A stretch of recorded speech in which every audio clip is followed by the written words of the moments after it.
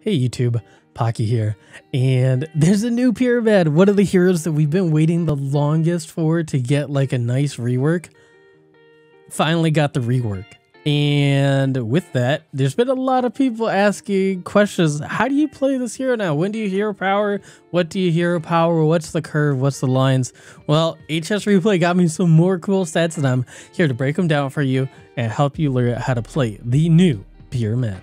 So if you guys didn't know, the way that Pyramad was reworked was now its hero power is free, but it gives 2 health initially instead of 4.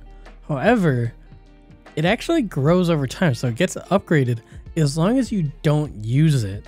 So each turn you don't use your hero power, it'll permanently increase that buff, so you can get it to +4 health, +5 health, 6 health, or even higher.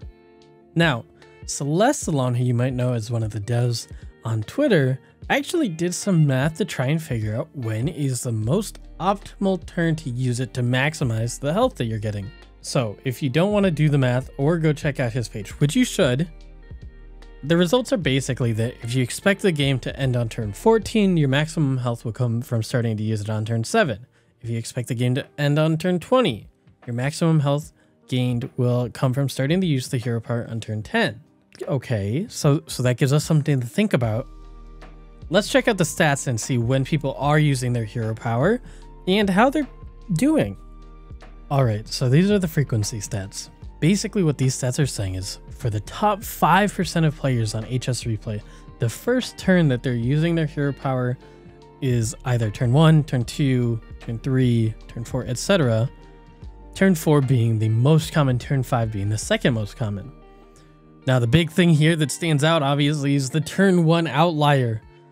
My explanation for this is there are simply a lot of players that don't know that Pyramad's hero power was changed or are misinterpreting how it works and need a little bit of clarification.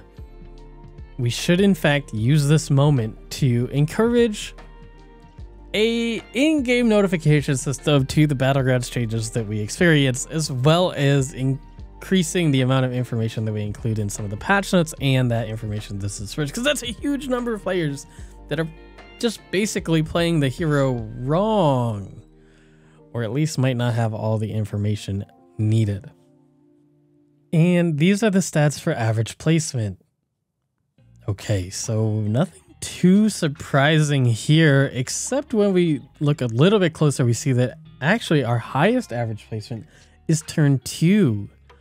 After that, it's turn 4. These 2 turns are notable. Turn 2 just says that it's very early. It's a very low sample size if we look at the frequency, but we should make note of that.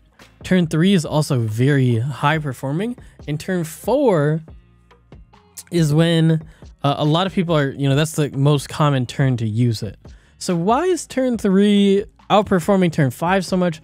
Why are these turns, early turns, outperforming the later turns like turn 7, 8, 9, when maybe that's when you're getting the maximum health throughout a game, even if it's not that long of a game? Well, the answer to that is that maximum value isn't always optimal, right? Versus effective value. What that means is that the impact of the stats later on is less impactful, right? Because more minions have had time to scale up.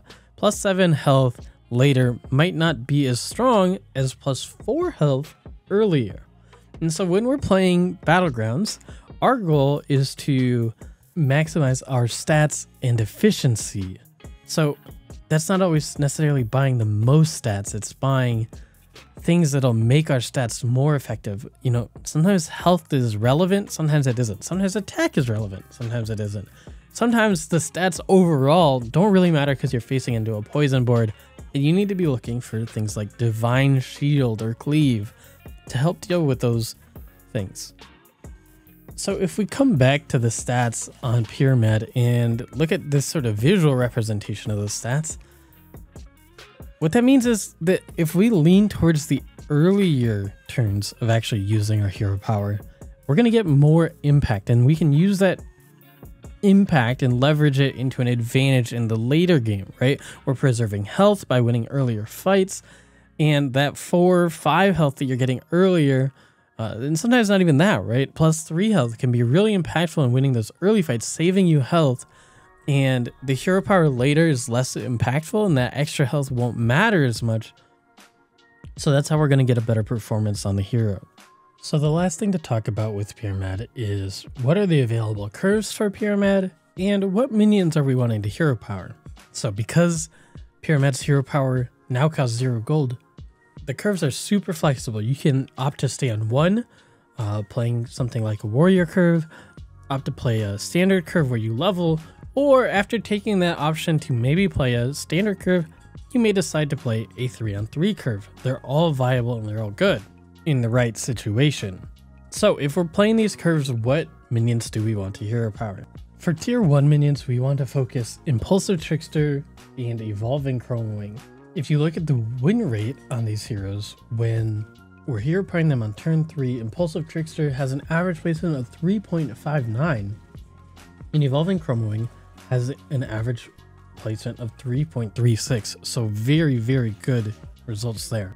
If we've taken an alternate path and ended up on Tavern tier 2, on turn 3 we might want to consider hero powering Road Boar, which has a 3.16 average placement, or in the right situation, a Lava Lurker, which has a 3.14 average placement. If we did decide to go for a 3-on-3 strategy, the minions that we should really be looking for to hero power are Deflectobot with a 3.21 average placement, or Bristleback Brute with a 3.16 average placement, depending on your situation. The main thing in any situation is make sure to try and get the most effective value out of your hero power when you're playing Pyramad, whether that's looking for these higher value minions, trying to play a curve to maximize that early game, and leverage that advantage to go get that first place. I hope this video was useful and interesting to you guys. If you did, please drop a subscribe to the channel. Be sure to check me out on Twitch, Twitter, or join our Discord to discuss more. Links are in the description below. And yeah, be sure to give me a comment on it if it was helpful, and like the video if you'd like more of this content. As always, peace.